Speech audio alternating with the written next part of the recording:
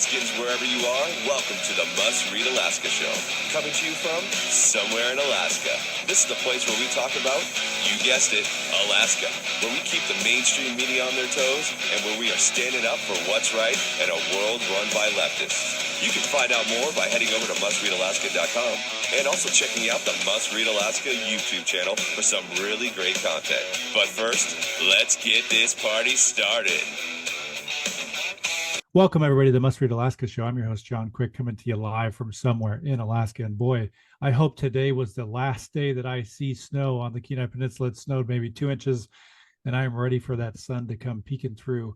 I hope everybody's had a phenomenal week. If you listen, watch, or read Must Read Alaska and you want to help keep the lights on, just go to mustreadalaska.com. On the right-hand side, there's a little donate button.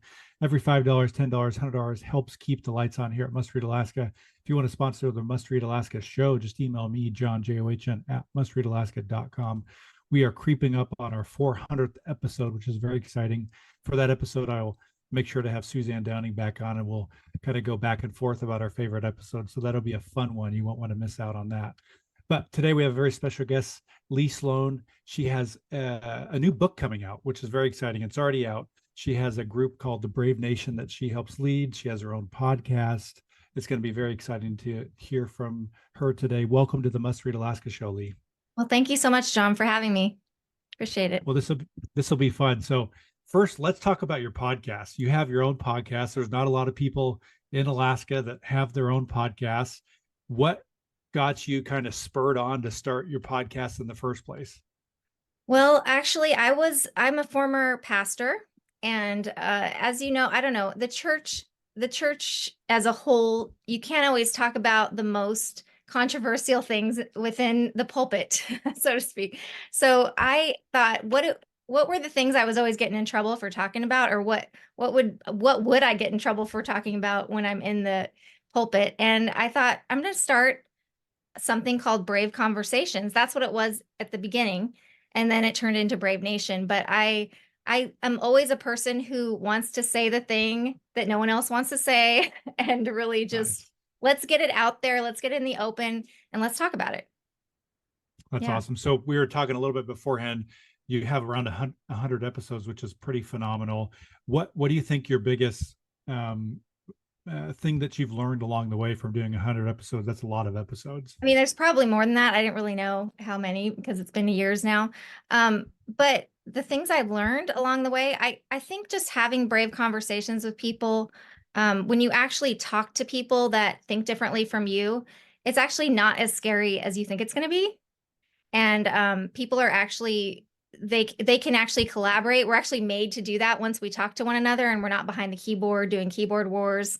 It's actually really, I've enjoyed every minute of it. And I've learned so much that I want to have more and more brave conversations. What's hard though, on a podcast especially, is getting the right people to the table that will be brave enough to have a conversation with you if they think differently from you. That's been my biggest challenge with Brave Conversations, is to actually get people on the podcast because they're kind of scared.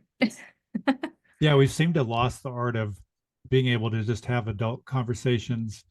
Maybe it's because people hide behind keyboards. Maybe it's because people get offended a lot. What do you think the reason is?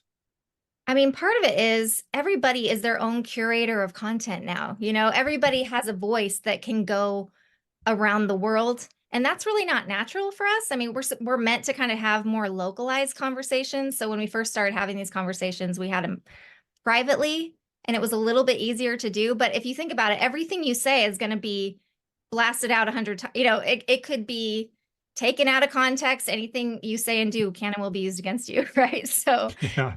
it makes it just levels, it levels up what the stakes are in a conversation when it's just supposed to be us learning from one another, right? So now you have this community called Brave Nation, where you speak at different events. You kind of have this inner circle. Talk to me about what this is. It's very fascinating. I think it's really cool that you've spearheaded this, and there's a group of you out there that are pushing for these kind of conversations. Yeah, and like I said, it started out as Brave Conversations. We started on a private platform just on Facebook. And then it kind of grew into like, what's this movement going to look like? And it's really about I guess a new kind of tolerance. I know we don't really like the word tolerance, but it's a new kind of way of looking at how we do politics, how we engage with people. It's really respecting one another and valuing the dignity of another human being and just not being afraid. I mean, we come into it afraid, but we're brave in the midst of that. You know, bravery isn't the lack of fear, but it's pushing past that fear. And we are committing ourselves to coming to the table. So I'm happy to say last week this week actually, we just started we relaunched Brave Conversations locally. And so we started having more of those talks, and we did it on school choice, which was one of my passions as well. Nice. So you've also ran for office a couple times. Do you think that's helped you kind of set yourself up to be in these conversations with folks, have hard conversations? And, you know, oftentimes it's usually one side of the party that rules the roost. There's sometimes not a lot of conservatives in the mix in Anchorage. Has this been helpful as you've run for office? I mean, I think running for office, you know, it's kind of like it elevates a conversation to a different level. But I think if we can learn to have these grassroots conversations, our political conversations, and when we run for office, will be even better. Actually, I only ran one time for assembly. My husband ran, and then I helped run 2 campaigns. I managed 2 of Stephanie Taylor's campaigns. So, you know, everything gets heightened, everything gets more toxic. I talk about toxic tribalism a lot in my book. And Stephanie and I really committed ourselves to not engage in toxic tribalism, which is hard to do, but we stuck with our guns. We you know, we had our faith behind us, and we decided like we're going to do it a different way. And I'm really proud of the way we ran those campaigns. So, you know, it is a whole new way of thinking, but I think in the end, when we're playing the long game, we can win this way, and we can win for the long haul. So if folks are interested in like hearing more, do you have people, how does somebody sign up to like become a part of this or come to an event or kind of get involved in one of these conversations? Yeah, I have a couple groups on Facebook. One is Brave Nation and one is Brave Conversations. So you can look that up. But I also have a website called bravenation.online where you can find more about my book, about some of our events, and anything else that I do. That's cool. Well, let's talk about your book because you just recently wrote a book. What spurred you on to write this book? My guess is you were having lots of these conversations with lots of different people, and it would have been nice to have a resource to maybe be able to hand off or direct somebody towards. What was your process like to write the book?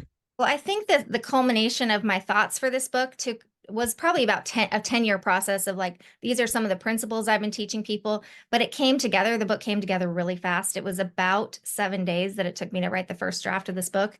And I will show it to you. Pride and Privilege, Expand Your Influence in Cultural Chaos. We are all in the midst of cultural chaos. And it's like, how do we orient ourselves in this world, right? And how do we talk to somebody who doesn't even believe in objective truth, right? That's like a huge leap to make. And so I get kind of deep in the book about some of our the ideas that have been proliferating and why they've been proliferating, and even language and how we use our language. Is it going to move us forward, or is it going to move us backward in our communication with one another? There's just a lot of stuff in there. I even talk about our faith and the Christian faith in particular, and how that integrates with all this cultural stuff. So it's a deep dive, but I try to keep it filled with stories too, so that people can grasp hold of it. That's pretty cool. So I think I read somewhere where you had a book launch, pretty successful book launch. How cool was that to have a bunch of people come out and support you in that way? It was amazing. And I had some friends of mine read portions of the book, and it just, I mean, people were in tears. Like, it's touching people. It's really gripping. And that was so exciting to see, because you write a book in secret. You don't know how it's going to affect people, but it's really resonating with people. And I hope that it just helps us have a better society as a whole, and really helps us, because it is a crazy mixed up world, and we are a little bit fearful for good reason, but this helps give us hope, and it helps show how we cultivate in our society. I talk about 3 gloves, for example. I talk about the white gloves, where, you know, if we don't want to touch things in our culture, we wear white gloves, and that's not healthy, right? That people who don't want to get involved in politics at all, they think, oh, you know, that's just yucky, I'm not going to do that. But then we also have the boxing gloves where we're constantly looking at everything as a fight. And I think there is a time for boxing gloves, but it's not every single day and every single moment, right? But what I'm advocating for is the gardening gloves where we actually get in there, we cultivate, we have a little dirt on our hands, but yet we're weeding things out and we're planting something new. So I'm hoping to do some good cultivating in our culture through this. Nice. So where can somebody buy this on Amazon, your website? Tell me about where they can find it and get it. Yeah, Amazon.com it's there. It's there for a discounted price there for now, depending on when you're watching this. And then also you can go to bravenation.online if you want a signed copy or something like that. So yeah. Nice. Well, I'm going to be giving away a book. I'm going to buy one personally. And the first person to email me, John, JOHN at mustreadalaska.com, and put the book title in the description and say, I want a free book. The book title's Pride and Privilege. Say, I want a free book. The first person to do that's going to get a book signed. I'm going to buy it myself for them. So Very cool. if you're Thank you. listening to this, do this right now, because we usually do this and we'll get tons of people that will email me and it's just a fun thing to do. So Yes. I'm happy to do that. And thank you so much. And I appreciate anyone who reads it to please leave a review. That would be great. Yeah, give it a 5-star. So tell me about, you alluded to the fact that, or you talked about how you used to be a pastor. Tell me about how faith has played a role in what you do. How big a role does it play? Yeah, I mean, I believe that all of our ideas are integrated. And I know we think about the separation of church and state. Everybody always brings that up, right? But that's not what the author intended, that we actually remove all of our faith thoughts from political conversations. It was really about protecting the church from the state and not the other way around. And so, we're not trying to establish a religion. We're not trying to strong arm anybody as believers, but our faith makes an impact in what we do. And in the book, I really break down what our world would be like without Christianity. There would be no concept of progress. And I go through some research and talk about how the Christian faith has really shaped our world in huge, huge ways. And if we stop letting it shape our world, it's not going to be a good outcome. So I think we really need to rethink, like, do I have these white gloves on for a reason? A lot of it's just a religious mindset that we get ourselves in because we separate faith from politics, and then we don't have any of those Christ-like qualities while we engage in politics, right? And then it's just a word I don't want to use, right? It's a big mess, right? Yeah. And It's so a crapshoot. Exactly. I thought of that word too. So we want to, we want to redeem politics. We want to redeem this world. It's kind of like going to Hollywood. I grew up in Los Angeles, and people always decry, oh, Hollywood is, going to hell in a handbasket, right? But there are people in Hollywood that are actually affecting change. And I think the same can happen in the political realm, that the reason it's so bad is when we separate our faith from this realm. And so I think we need to rethink, how are we thinking about it in the way that Jesus would think about it? And Jesus did engage in politics a lot more than we think. Yeah, and he was quick to make fun of folks that thought they were pretty cool. So that's true.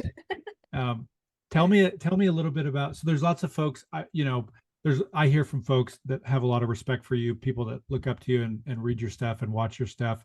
So there's I think it's awesome that you're out there and you've created this resource, this new book. I want to encourage people to go buy a copy on Amazon or go buy a copy on the website. I'll put the link in the description. But who's somebody that you've looked up to over the years? There's lots of people that look up to you.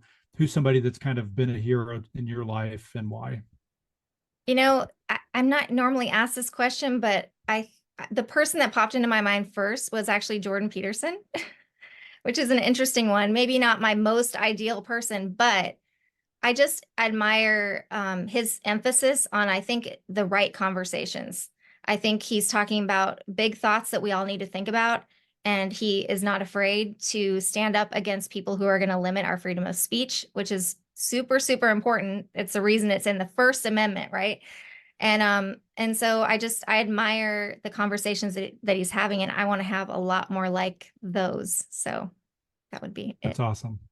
Yeah. What's some advice you'd give to particularly Christians, Jesus folks that are sitting on the sidelines, not getting involved in politics?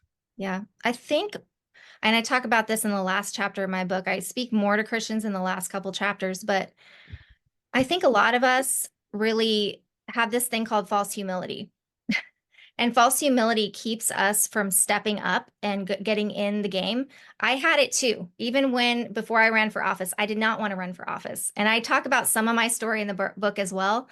But we act like, with our white gloves on, we act like we're somehow better because we're scared.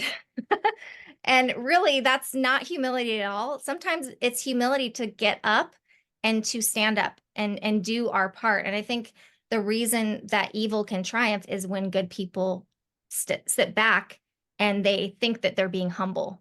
But really, we need to prepare ourselves for whatever that may look like, whether it's, digging trenches or rising up and running for office, whatever our role should be. We shouldn't really have any limits on it, and we should prepare ourselves for what's next, because in this season and time, anything can happen, and God could call anyone to anything. So just be ready, and you don't have to be perfect. You don't have to know it all to say yes, and you just never know what you're capable of. When I said yes, I didn't know. I mean, I was scared. I didn't know what was going to come at me, but when I was in the arena, it was much less scary than it was anticipating it. So I would just say, be brave, move toward more bravery, and get your gardening gloves on. Nice.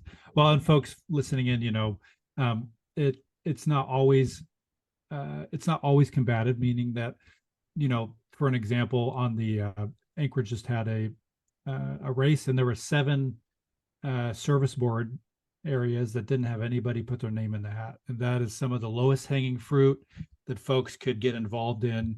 You put your name on the ballot. It's a real ballot. You serve on a service area board. That's really awesome. Great experience, something that benefits the community. And oftentimes those service board areas go with 0 people that throw their name in the hat. So folks looking just to kind of get in on the ground floor, that's such an easy thing to do, is throw your name in the hat for a service area board seat. I hate to see those go with nobody's name in the hat. So right. When I first started, we had very little leadership in our party in our particular district. So all I did was look around and go, we are it. Let's form the leadership, and let's just do this. Because where there's a dearth of leadership, it's our duty to look and say, what's in me? What can I provide? And I think we've lost that sense of duty, and I think we need to resurrect it. Well, I appreciate your thoughts. 20 minutes has gone by in a flash. Any last minute thoughts before we head off here? The floor is yours. No, I just want to encourage you yet again to think, to actually look for wisdom and courage at the same time. It is possible. Sometimes wisdom is like, oh, you're not being wise if you're courageous and you do this thing. But I think we need to find that healthy balance between courage, doing what's right and sticking to your guns, and also wisdom. How do we do that? How do we do it well? How do we do it with grace? And don't lose your faith in the midst of all of it. Well, I really appreciate you joining us. Leigh Sloan, folks, if you just caught the tail end of this, I want to encourage you to go back and listen to the whole thing. She has a brand new book out called Pride and Privilege. She has a podcast. She has a community called Brave Nation. I'm going to put all those links in the podcast description so folks can go check them out. If you listen, watch, and read Must Read Alaska, and you want to help keep the lights on, just go to mustreadalaska.com. On the right-hand side, there's a little donate button. Every $5, $10, $100 helps keep the lights on here at Must Read Alaska. If you want to sponsor the show, email me, John, JOHN, at mustreadalaska.com. We are quickly coming up on our 400th episode, folks. We'll have Suzanne Downing and myself and maybe some other special guests on for that episode, reminiscing about our favorite episodes. That'll be a lot of fun. But until next time, I'm John Quick from somewhere in Alaska. Thanks so much for joining us.